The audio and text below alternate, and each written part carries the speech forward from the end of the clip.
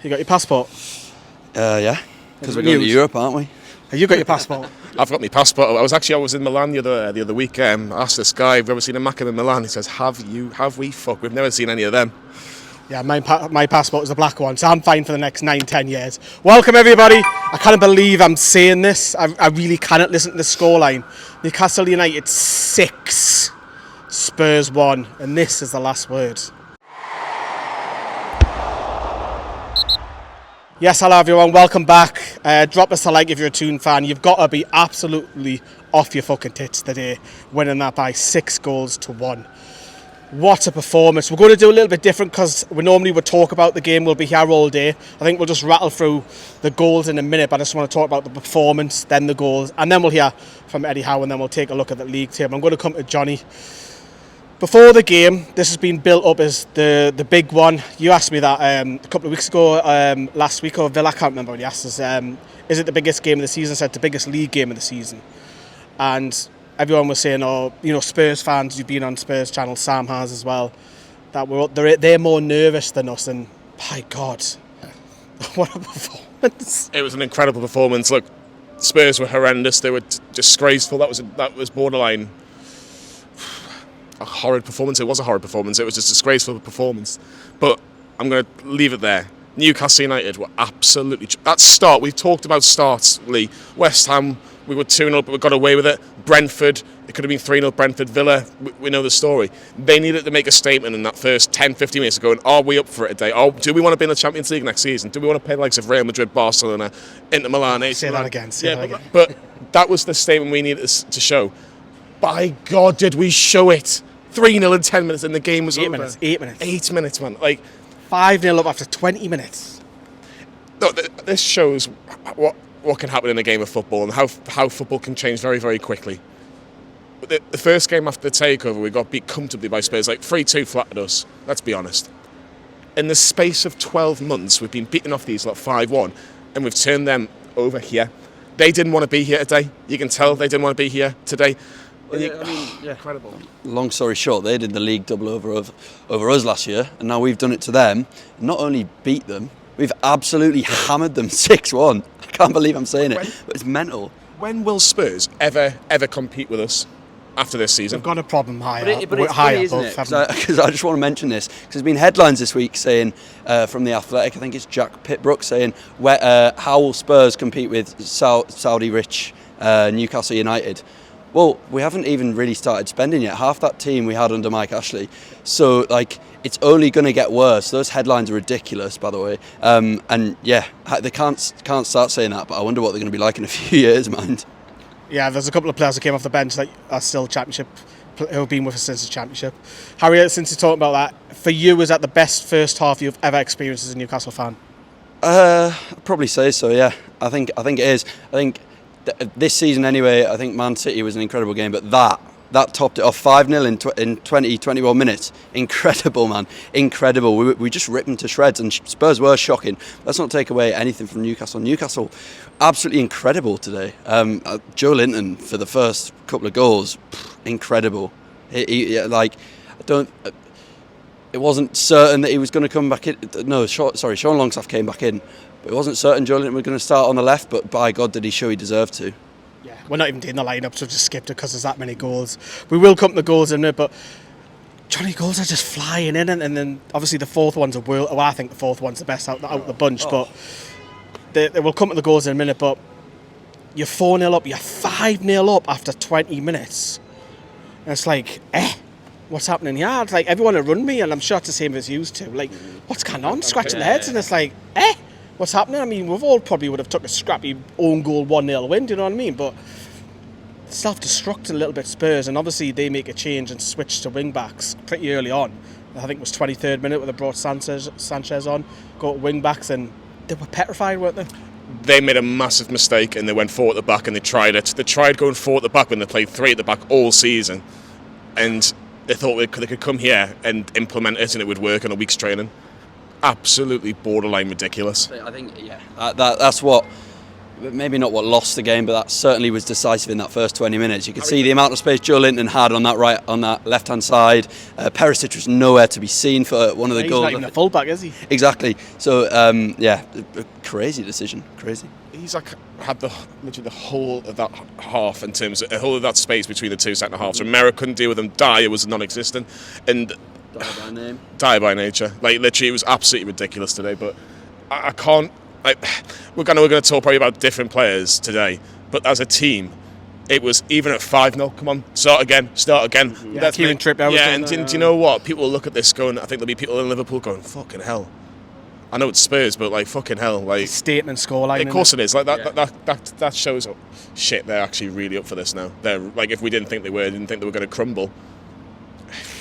If we play like that, we will be third.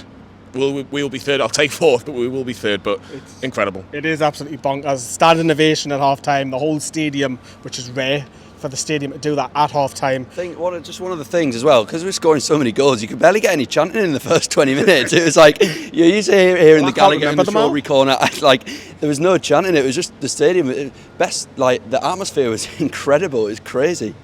It was. I mean, I can't remember them all. That's why I've got these two to talk about the goals, because there's that many we haven't seen it back. We literally just came out. So half time, standing ovation. Obviously Spurs changed the goalkeeper as well, so there's a problem with Hugo Lloris. I don't rate him. For me, Harry Kane's the only player at this moment that gets in the Newcastle side, and that's probably harsh on maybe even Isak, but I think Son's been a different player this season. But we're not talking about Spurs. They get one back, Johnny. Quick one. It was about 3 minutes after it. It's a good finish. Harry Kane always gets a goal against us every season. Yeah, he does. It's just one of the. To be fair, it's a good finish from him. It's disappointing because you want that clean sheet, and it is what it is. But can we talk about Newcastle's goals? We've been here about 10 minutes. We haven't talked about Newcastle's goals. Come on. We're coming, and then obviously it slowed down. We expected the tempo to go down a little bit. You're 5-0 up. You already won the game, and obviously there's a lot of substitutions. It made sense. There's a game on Thursday against the side that are battling for relegation. Tons of changes. 4, 5, 6. No, there's 5 changes. Callum Wilson, literally, you want to talk about the goals, but I'll just say you literally scored 6-1, 6-1. And it's like, what? And obviously that's a problem again for Eddie Howe. Both his strikers are scoring goals. It's a great problem though, Lee. It's a great problem. It is a great problem to have. And yeah, the crowd was singing, and obviously the game, I'm not going to say it died out, but the game was won. It was like, way, every time there's a pass, and 6-1 at full time. Obviously they go around the pitch as they do, win, draw, lose, and they'll have the picture in the dressing room. And it's mental, the photos and the scenes, but you know, Eddie Howe's allowed the cameras in. Amazon were all over the place today, and obviously Sky Sports as well, so it's a good thing at the minute, and we've battered them then, Johnny. So let's talk about these goals. I know you want to. I do remember the first one. Get in. Because I can't remember all of them. So there's a great build-up play, and obviously I think it was a shot. Was it Joelinton who saves and then comes back to... Yeah, comes so back Bruno to Murphy. to Joelinton, yeah, and then Murphy, you said he's scoring. He did 1-0 up straight away. Yeah, perfect start. You could see there was a focus. We were watching the warm up a little bit today, and you could see there was a focus on the players more than anything. And you kind of just thought these are up for it today. Sometimes you just get a feeling that these are up for it today. We're gonna show up today, and it's significant. It was just so significant, that first goal. Bruno does well in the middle of the park to win the ball, and I think the Spurs were claiming for a foul, but it would have been very, very soft if it was. Plays it on the left-hand side. Joelinton does what Joelinton does well. Cuts in on the right-hand side. Probably takes too many touches, if you like, but finds a little bit of space. Low shot, saved well by Lloris, but straight into the path of Murphy, who couldn't miss. He's been banging on the door for a goal, and he's been hitting the post. It's just gone wide. It's just hit off his knee, and it's just gone wide or whatever. But today he got the goal, and you could sense that was the start of something incredible today in terms of that performance. But yeah, he couldn't miss. Great start. Harry, your turn. I can't remember the second one because I haven't seen it back yet. Talk me through that one. Let me remind myself. So Fabian Schär has it in kind of like a right back position. He's pinged it across to Joelinton, who's peeled off Pedro Porro in behind. And Joelinton, to be fair, like Johnny says, much like West Ham goal, he's gone in behind, taken it around the keeper, very composed, and just slotted it in the back of the net, easy as you like. And he's really showing why he should deserve to be in the side at the minute. Joelinton getting goals and assists to his game this season. Don't know how many he's got, but he's added a different dimension to his game, and he's also switched to that number 6 role later on. He's so dynamic, it's unbelievable. I think he was a striker. Yeah, you've seen it with Willock again, the swapping over a few times as well during that game. And the third one, it's a hell of a shite. It's a hell of a shite for Spurs. But Jacob Murphy just picks the ball up. You hear the crowd go, shoot! It's about 20 yards, 25 yards out. It goes up, then it comes back down in that left-hand side. And play of confidence. 3-0 after 8 minutes. I think it was more shock than anything. I think shock was the word when that goal went in. I think it was not the shock that Jacob Murphy scored the goal. I think it was shock. Oh my God, he's just scored from that like 25 yards out. Lloris didn't even move.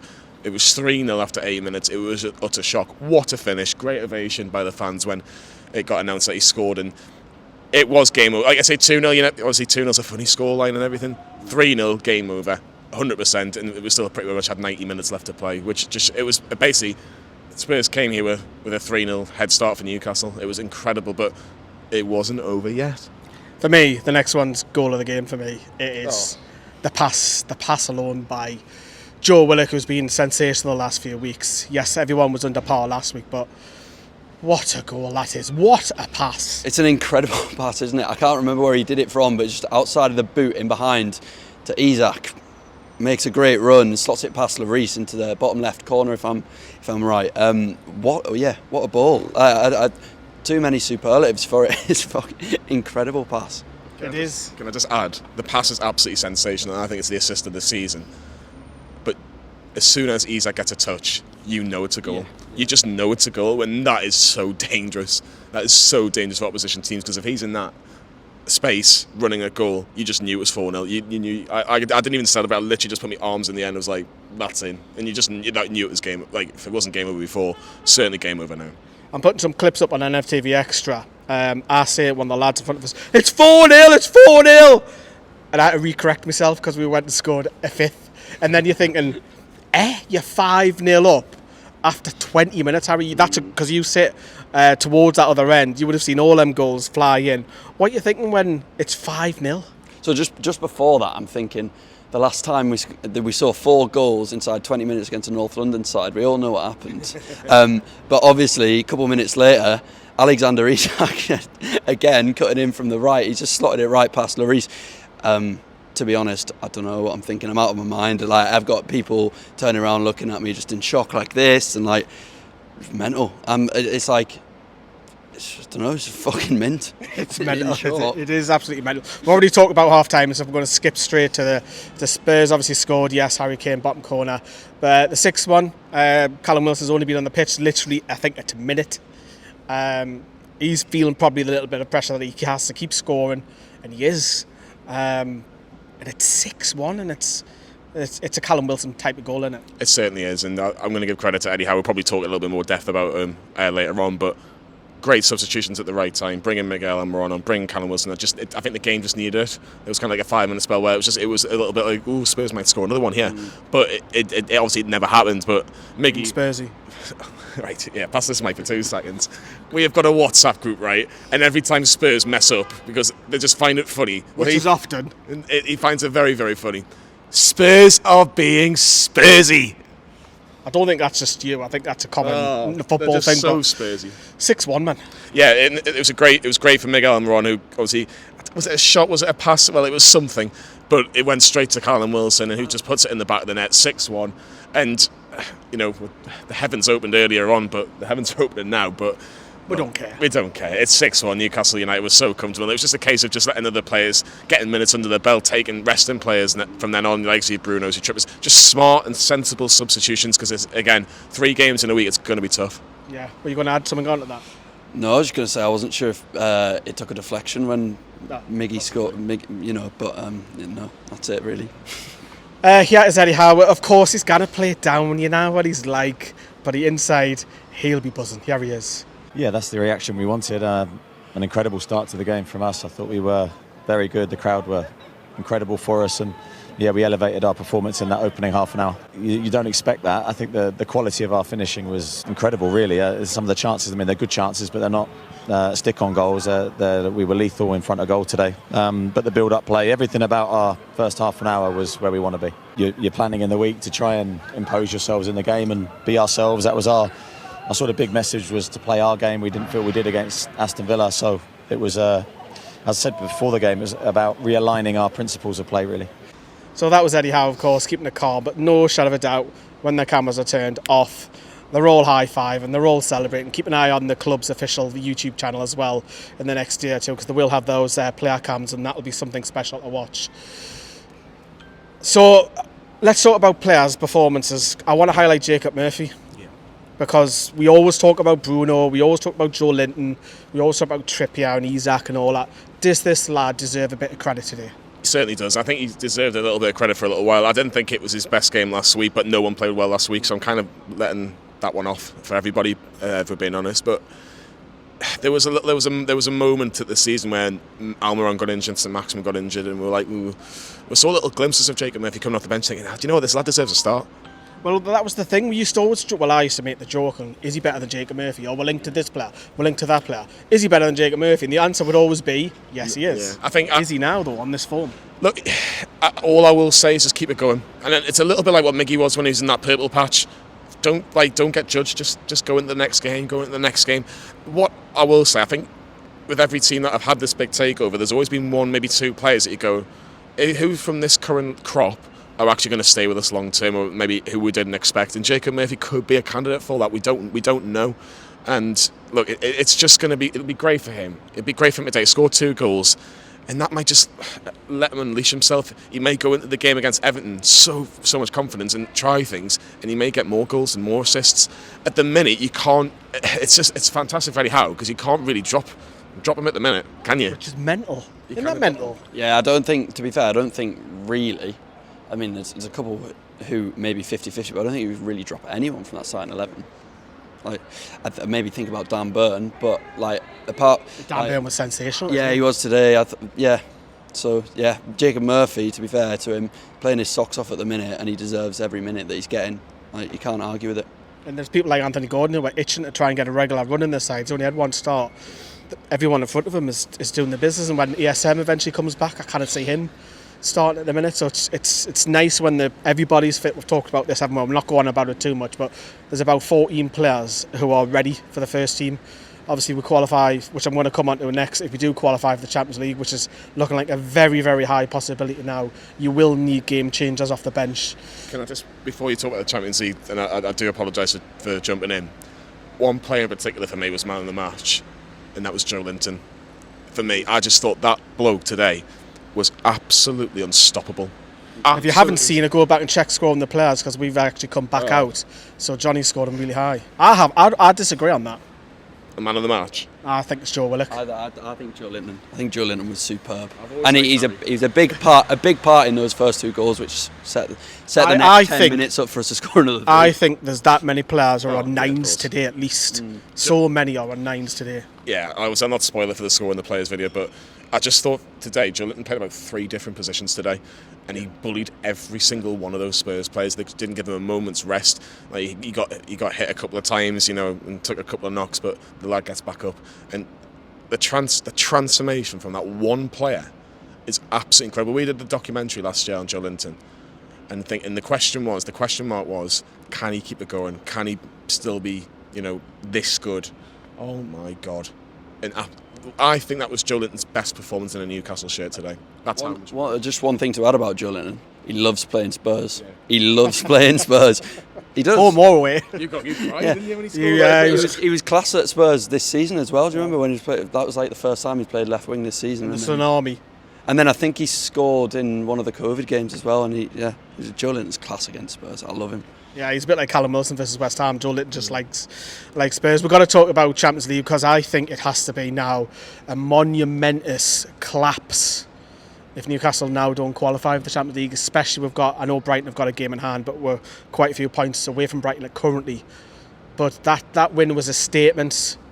I think playing Brighton at home, playing Brighton at home is going to play into our advantage.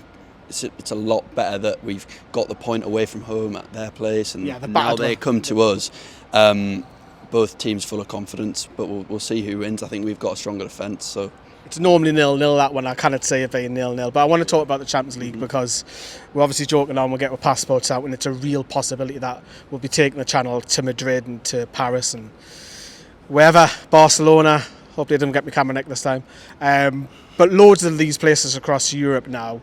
Are you excited about it, the possibility? Are you confident as well? Yeah, very confident. I think today shows that the players are confident, so why shouldn't us fans be confident? Like, we're taking it by storm. And yeah, very excited. Very excited if we get to go to Europe. I mean, I'd love to actually be able to go to one of the games, but ticket demand might stop me. But yeah, no, absolutely buzzing at the prospect of playing in Europe, let alone Champions League. Newcastle United in a Champions League, first time in 20 years. Be absolutely unreal. Yeah, we'll find some bars for you, Harry. Get your motor, because I think you're one to watch, definitely. Johnny, I mean, this season in full, I know we're winding down the games as well, but it's mad that we could... You know, I said to you before, I'll take a draw, keep Spurs behind us, we've got the game in hand. We've gone and put a statement out, battered them. And it has to be a massive collapse now. From this moment, if you say it's the end of April, you are 6 points clear, and if you say you don't get Champions League, you've got to be disappointed, surely. I think so. I still think... I'm kind of ruling out Spurs now.